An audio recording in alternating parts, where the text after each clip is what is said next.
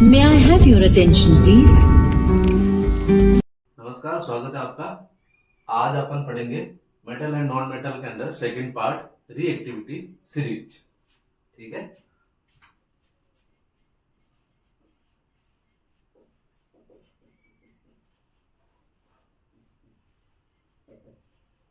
Reactivity series यानी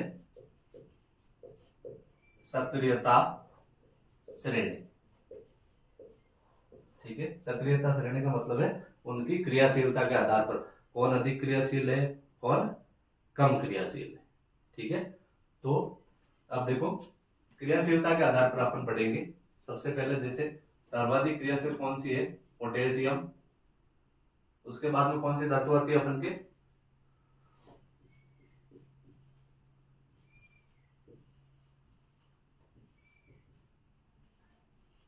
यही है अपन के potassium, sodium, calcium, magnesium, aluminium और जिंक।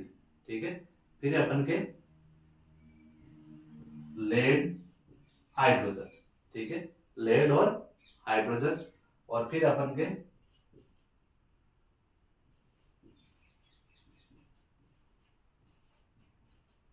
ठीक है, यही धातु है अपन के कॉपर, मरकरी, पारा और एयू यानी कि सोना। ठीक है, तो potassium, sodium, calcium, magnesium, aluminium, zinc, lead, hydrogen, copper, AG, पारा और एयोरम।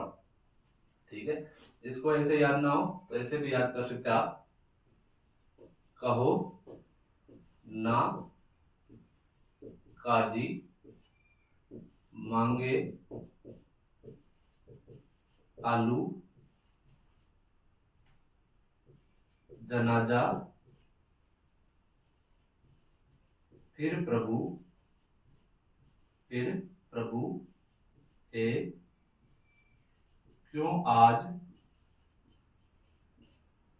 हज आऊं।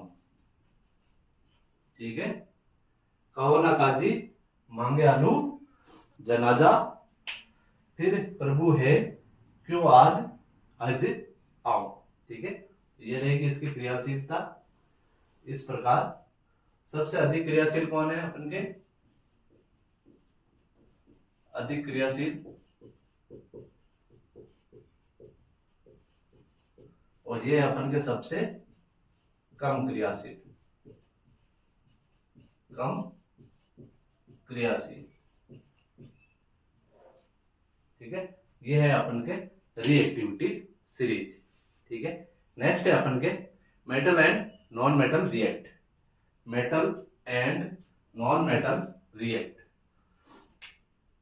नंबर 1। नंबर 2 है metal and non metal react यानी कि धातु है धातु की क्रिया। ठीक है, अब इसमें देखो धातु है धातु क्रिया में अपन को सोडियम क्लोराइड का निर्माण करना है। किसका, सोडियम क्लोराइड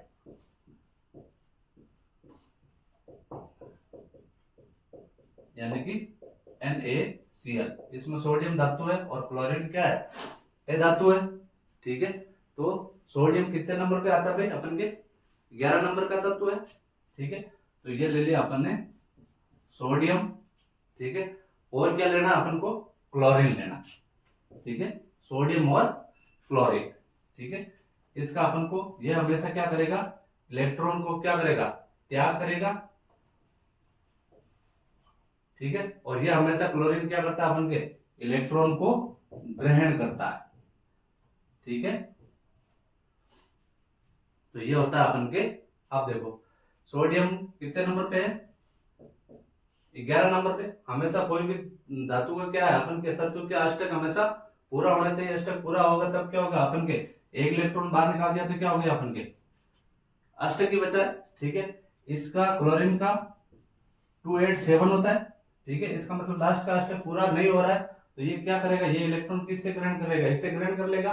ठीक है, तो क्या हो जाएगा अपन के 288 यानी कि दोनों का अष्टक पूरा, तभी ही कोई भी अपन के धातु का या कोई भी यौगिक का निर्माण होगा।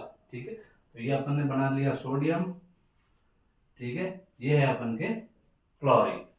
ठीक है, क्लोरीन के लास्ट में कितने अपन के 7 है। ठीक है, तो 2 4 6 और 7। ठीक है, और सोडियम के पास में कितना अपन के 1 है। ठीक है, तो ये किससे अपन के जुड़ जाएगा, क्लोरीन से। तो किसका निर्माण हो जाएगा अपन के NaCl का। इंपॉर्टेंट है, ध्यान रखना, NaCl का कई बार निर्माण पूछ लिया गया है कि भाई NaCl का निर्माण किस प्रकार होता है।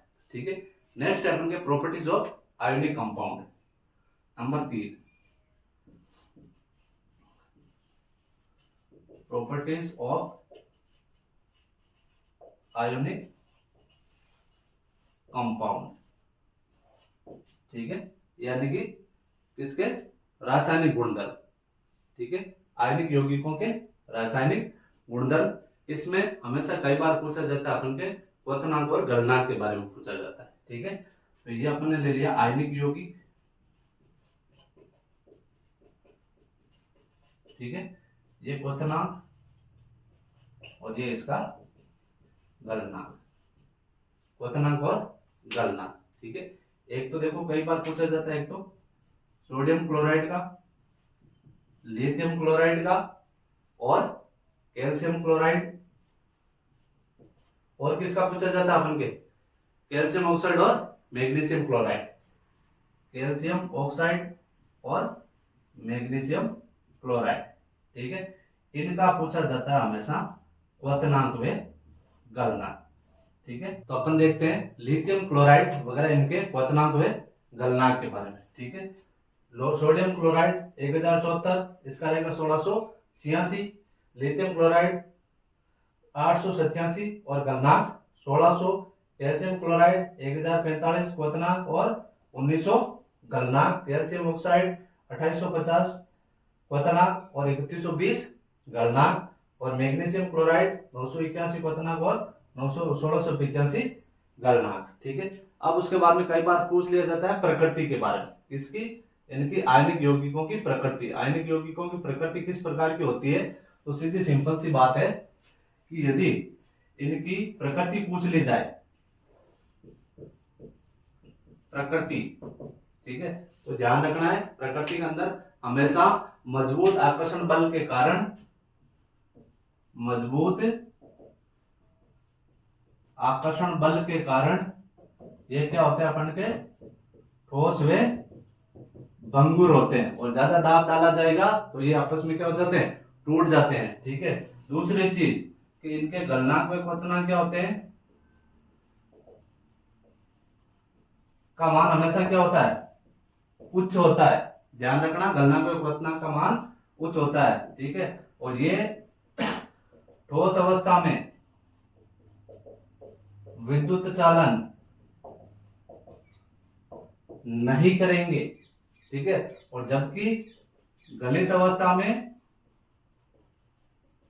विद्युत का चालन करेंगे। ठीक है, क्यों, क्योंकि ठोस अवस्था में जो विपरीत आवेश वाले आयन है, ठीक है, उनके बीच में स्थिर विद्युत आकर्षण बल ऊष्मा के कारण क्या हो जाता है, कमजोर पड़ जाता है। इस वजह से इनके अंदर क्या होता है, विद्युत का चालन नहीं हो पाता है। क्वेश्चन इंपॉर्टेंट है, ध्यान रखना, क्वेश्चन पूछा जाता है कि जो आयनिक यौगिक है वो ठोस अवस्था में विद्युत का चालन नहीं करते हैं, जबकि गलित अवस्था में विद्युत का चालन करते हैं। क्यों, क्योंकि आपको बताना है कि गलित अवस्था में विपरीत आवेश वाले आयनों के बीच में स्थिर विद्युत आकर्षण बल ऊष्मा के कारण क्या हो जाता है, कमजोर पड़ जाता है, इसलिए इनका गलित अवस्था में विद्युत का चालन होता है। ठीक है, नेक्स्ट पॉइंट है अपन के ऑक्यूरेंस ऑफ मेटल्स, यानी कि धातुओं की प्राप्ति किस प्रकार होती है प्रकृति में। ठीक है, तो देखो 3 प्रकार से रहेगी, एक तो विद्युत अपघटन के द्वारा, एक कार्बन के अपचयन के द्वारा, और एक अपन के प्रकृति में स्वतंत्र अवस्था में।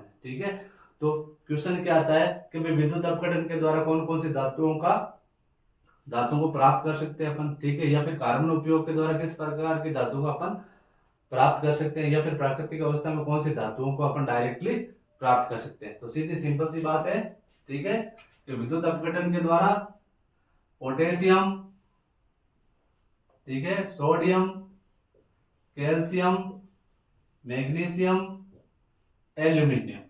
ठीक है, ये सारी धातुएं हैं जिसको अपन विद्युत अपघटन के द्वारा प्राप्त कर सकते हैं। ठीक है, और इसके अंदर जिंक,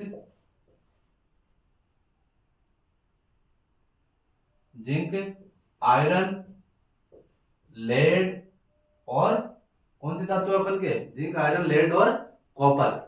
ठीक है, तो ये धातुएं अपन के क्या होती है, कार्बन अपचन के द्वारा प्राप्त करते हैं। ठीक है, और जो प्रकृति के अंदर Au और Ag कहने का मतलब सोना और चांदी, उसको प्रकृति से अपन डायरेक्टली प्राकृतिक अवस्था से प्राप्त कर सकते हैं। ठीक है, ये हो गया टॉपिक कंप्लीट। अब थर्ड पार्ट के अंदर अपन पढ़ेंगे इसके बारे में, इनहेंसमेंट ऑफ ओर्स के बारे में, यानी कि अयस्कों का समृद्धिकरण किस प्रकार होता है। उसमें अपन सीरीज के आधार पर पढ़ेंगे, मिडल के लिए, टॉप के लिए और लो के लिए। ठीक है भाई, कौन सी सीरीज, कौन सक्रियता श्रेणी के आधार पर भाई कौन से तत्वों को किस प्रकार से अपन क्या कर सकते हैं, उनका समृद्धिकरण कर सकते हैं या फिर उनको प्राप्त कर सकते हैं।